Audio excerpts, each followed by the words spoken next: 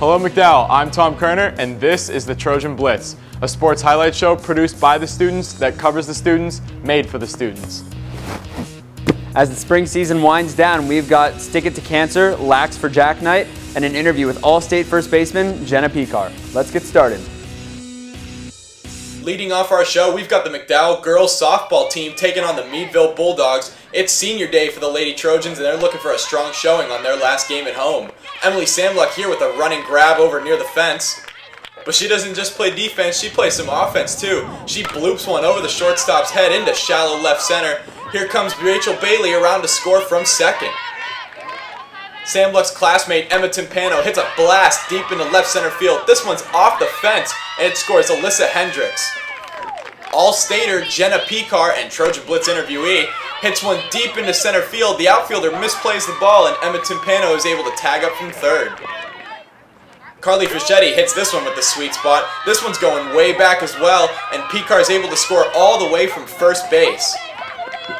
Back to the defense, and more specifically senior ace Megan Krause. She was on her game as she strikes out the Bulldogs looking, swinging, and then with this great backhanded snag off the liner. The Trojans dominate on senior day with a 10-run rule coming into effect as McDowell wins 10-0. Welcome to the last Trojan Talk of the 2014-15 Trojan Blitz season. For this episode, we brought in All-State first baseman Jenna Pecar. Jenna, how you doing? Hi, how are you? So let's start off with All-State. How much work do you have to put in the off-season to get there, and what's it like being able to have that title? Wow, I probably, every day during the summer I have a net and I put it in my front yard and I just hit into it for about a half hour every day, and that's pretty much it. It's just natural skill, I guess, but you still have to put the work in. What else do you do? Do you do any fielding during the off-season? Do you play club? I play for the travel ball team called the Erie Frost. We have 4 or 5 tournaments during the summer on some of the weekends, and other than that I really don't have time, or I don't have the I guess resources to field during the off-season. You have a little celebration that you do every time you get an out. You do a little loop-de-loop, and then you salute the crowd. Is there a story behind that? No, it's kind of just between me and my friend Emily Samluck. She's our third baseman, and we just kind of go one out and toss it to her, 2 outs, toss it to her. It's just kind of like that. You do anything for 3? No, because they were just going to the dugout to go hit. What do you prefer, fielding or hitting? Actually, I prefer base running the best. Really? That's my favorite part of softball. Why? I just love being in control of what I'm doing, and my coach, yes, they'll give me signs and they'll tell me to bunt, steal, hit and run, all that kind of stuff, but I still love being in control of what I get to do and being aggressive on the base pass. What's next for you for softball? Are you continuing to play? I am, yes. I'm going to Mercyhurst University to be a Lady Laker and play for the fall of 2015. Congratulations. Thank you very much. Jenna, thank you for coming on. Thank you. And that was your Trojan Talk. Lady Trojans Lacrosse hosting Lax for Jack as a muscular dystrophy fundraiser in honor of Jack Armbruster. Early action, Lake Catholic starts things off as Carol Ann Cook brings it around and puts it past Kara Olsen. Other end of the turf, Alina Naratko has a wraparound of her own and puts it by Tori Orlando. The back and forth game continued as Chloe Rosser finds Amy Bowen for the score. Later on, to build the Lake Catholic lead, Chloe Rosser scores an 8-meter for the Cougars. However, the Trojans wouldn't give up as Naratko again with the charge to the net to take the lead. Later on, Jada Camino is able to find Julia Neville, and the game from X was working as Neville goes ahead and scores. Trojans took a 6-3 lead into the second half, and they presented the game ball to Jack Armbruster's mother and sister who were present at the game for the fundraiser in his honor. Second half action, Brianna Morosky on the 8-meter scores. Another 8-meter from Morosky. She gets a Trojan Top 5 nominee for her hat trick, as her 3 goals and Naratko's 2 goals helped down the Cougars on Lax for Jack Night. Welcome to the McDowell Minute. The softball team faced a tough stretch this week as they dropped games to Strong Vincent and to General McLean. However, they topped Franklin 7-0 on May 1st. The baseball team went 3-1 during their rain delay scramble. They handedly topped Strong Vincent, Conneaut, and Central Tech. Their lone loss was at the hands of General McLean. The track team swept East and Strong Vincent in a dual meet on April 28th. However, they dropped their meet on the big stage against the District 10 champion, Prep and Villa. The tennis team played 4 matches in 5 days, but fatigue got the best of them. They topped Meadville 4-1, and they lost to Prep, Fairview, and Kiski Prep.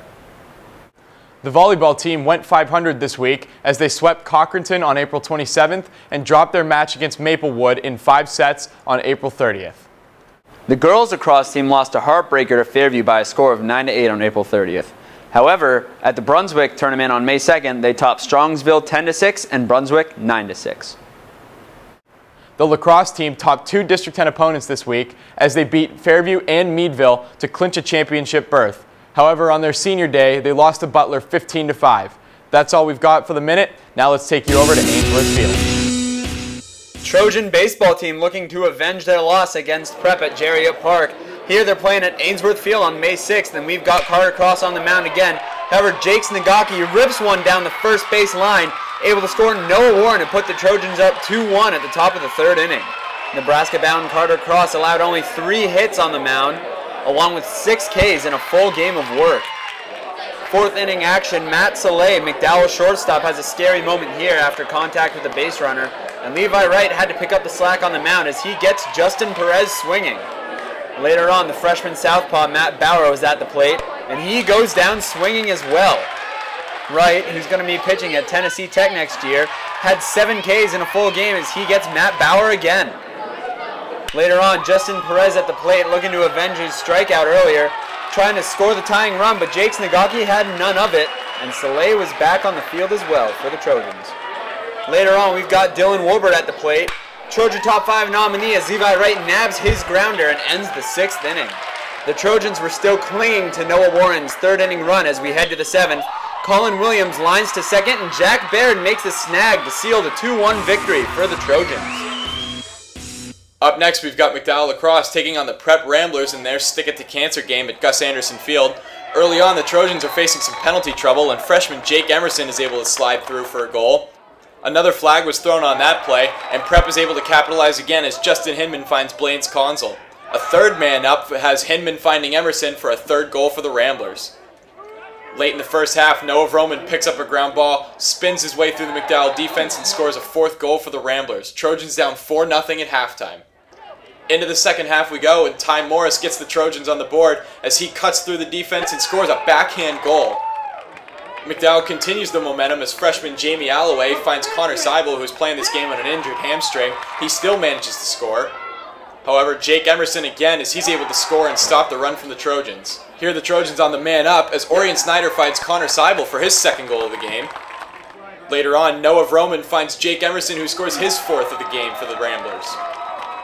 Here's former interviewee Micah Daigle with a rip stick side low to keep the Trojans in the game. 50-50 ball on the ground, and somehow Matt Perry comes away with it. He scores for the Trojans, and they continue to fight back. Here Constable's trying to find a clearing pass to Hunter Emerson, but Connor Seibel intercepts it and scores his 3rd goal of the game.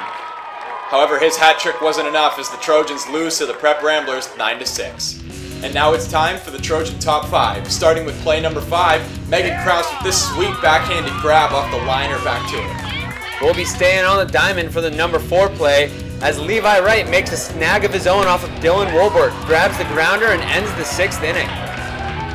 Number 3 play coming from Trojan attackman Connor Seibel. He picks off this pass one-handed and goes low for the goal. Number 2 play coming from Brianna Morosky as she scores a hat trick off of 2 8-meters and 1 goal on the crease from Lax for Jack Knight. Jack Armbruster, if you're listening, we miss you, pal. And your number 1 play coming from the Trojan Senior High School hallways, we have Senior High Principal Tim Rankin throwing down an unsuspecting defender, Vinny Carone. I'm throwing it down for a cost. How about you?